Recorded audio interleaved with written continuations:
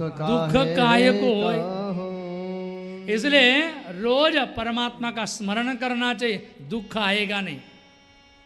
तो उसने मांगा, महाराज जी ने बहुत सुंदर बात वहां लिखी है, बोले परमात्मा ने देना चाहिए था ना दुख, जब मांगा तो बोले परमात्मा के खजाने में दुख नहीं है। जो वस्तु आपके पास नहीं हो, जैसे आप लोग हैं, आपके पास ज़्यादा से ज़्यादा 2000 की नोट हो सकती है, लेकिन आपको डॉलर मांगे तो कहाँ से लाओगे, क्योंकि आपके पास वो है ही नहीं। जो वस्तु आपके पास है वो मांगी तो आप दे सकते हो, परमात्मा के पास दुख नहीं है, कहाँ से देगा।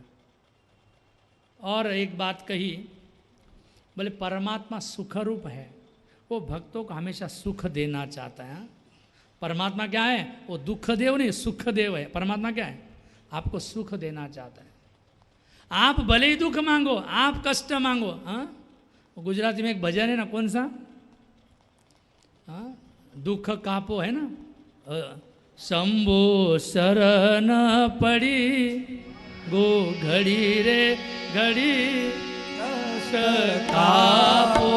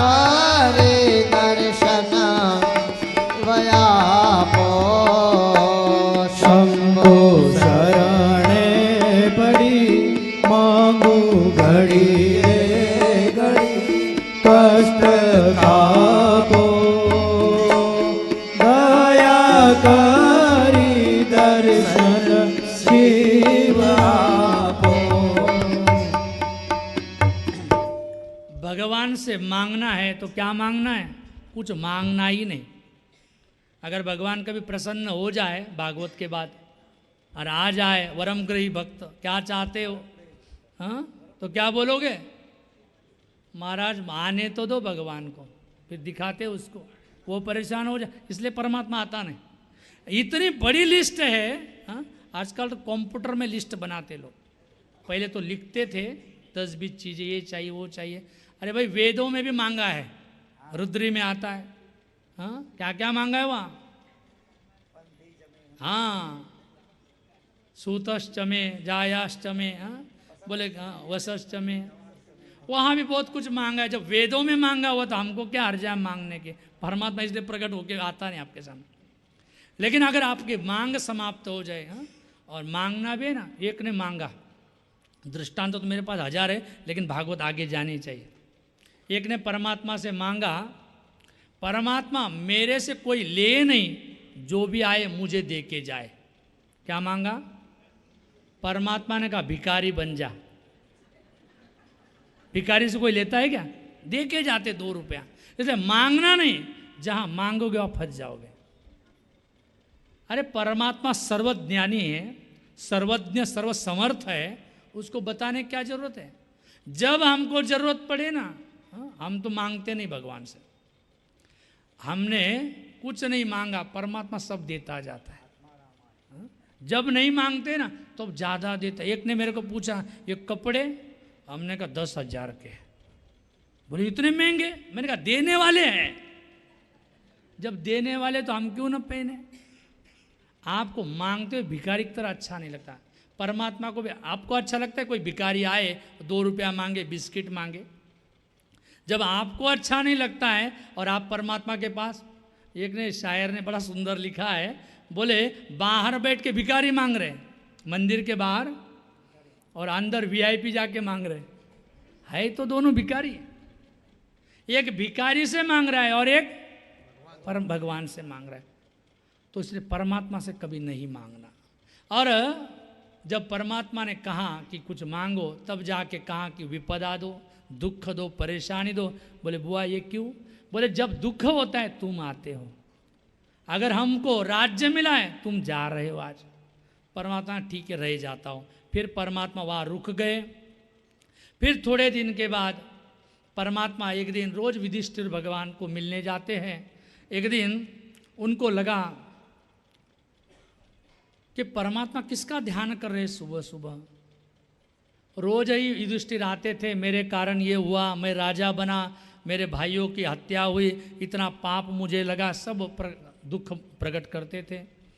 तब युधिष्ठिर भगवान युधिष्ठिर को समझाते हैं कि देख ऐसी बात नहीं है। बड़े बड़े ऋषियों ने समझाया, लेकिन युधिष्ठिर समझ नहीं रहे, मानने को तैयार नहीं, अपने को ही दोषी मानते, मेरे कारण हुआ, मैंने ये सब करवाया, इतनी स्त्रियां विधवा हो गई, इतने बच्चे अनाथ हो गए।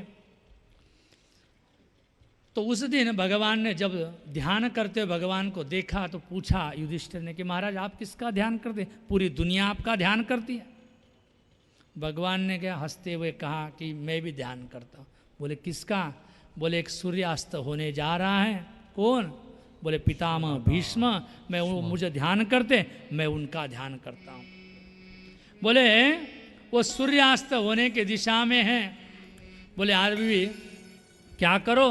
बोले चलो उनका दर्शन करते, उनसे बातें करते, जो कुछ तुमको चाहिए, जो कुछ ज्ञान चाहिए, सब ज्ञान उनके पास है। और सूर्यास्त होने से पहले क्या करो? उस ज्ञान को प्राप्त कर लो।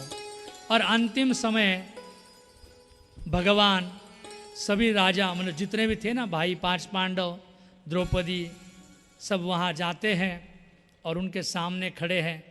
अब किसी की ओर नहीं देखते भीष्म पितामह। महाराज जी का आपने सुना ही होगा, जब पितामह भीष्म के बारे में महाराज जी बोलते हैं, ऐसा लगता है महाराज जी साक्षात पितामह भीष्म बन के बोल रहे। जब हमने सुना, ऐसे आवाज में गंभीरता थी, परमात्मा को आंखों से ही बोला जा रहा है, क्योंकि अब शक्ति क्षीण हो चुकी है, लेकिन इच्छा मृत्यु है। पितामह भीष्म परमात्मा की ओर देख रहे, परमात्मा भी उनकी ओर देख रहा है, लेकिन कहते परमात्मा थोड़ी टेढ़ी नजर से देख रहा है। क्यों? नजर मिला नहीं पा रहे, मैं बहुत देरी से आया। ऐसे दिन थे, मकर संक्रांति के बाद की बात है। हाँ, भगवान सामने देख नहीं पा रहे हैं और युधिष्ठिर महाराज कुछ प्रश्न कर रहे हैं। किनसे? पितामह भीष्म। भीष्म जी ने सब ज्ञान दिया, आप सबको पता है, विस्तार से अब बताना भी ठीक नहीं है, क्योंकि 6:15 हो गए हैं, आरती भी करना है। तब जब उन्होंने कहा कि परमात्मा, सब उपदेश करने के बाद वहाँ फिर लोग चर्चा करते कि द्रौपदी हंसी कि परमात्मा क्या तुम इतने बढ़िया बढ़िया बता रहे हो भीष्म को, वो सब चर्चा इसमें तो नहीं आती है। तो अंतिम में भीष्म जी भगवान कृष्ण से कहते कि परमात्मा बड़ी कृपा की, क्योंकि भक्त यही प्रार्थना करता है अंतिम समय के लिए, इतना तो करना स्वामी जब प्राण। और सामने परमात्मा खड़ा है, चतुर्भुज रूप दिख रहा है। परमात्मा चतुर्भुज नहीं है, लेकिन पितामह भीष्म को 4 हाथ वाला दिख रहा है। और परमात्मा को सभी को मन से तो प्रणाम किया था। पितामह भीष्म कहते कि भगवान अब हिलना नहीं। बोले क्या है? मेरी एक बेटी है। सब बोले हाँ, ये तो ब्रह्मचारी बाबा, और क्या बोल रहा है? मेरी एक बेटी है। बोले क्या? बोले उसका विवाह करना है। सब लोग बोले कि ये बाबा कितने साल के थे? 180 वर्ष के थे। और बोले इनकी बेटी तो कम से कम कितने साल की है? बोले वो भी 180 साल की है। अरे तुम 180 की बेटी भी? बोला हाँ। लेकिन बोले मेरी बेटी इतनी अच्छी है, उसमें कोई दुर्गुण नहीं है, सब अच्छे अच्छे गुण हैं। क्या बोला? इति मति रूप कल्पिता वितृष्णा भगवते सात्वत पुंगवे विभुनमे समस्व समपगते क्वचिद् विहरतो प्रकृति मुपेयुषि यद भवाः। जैसे ही कहा, तब तक लोग तो सोच रहे थे कि क्या है असलियत।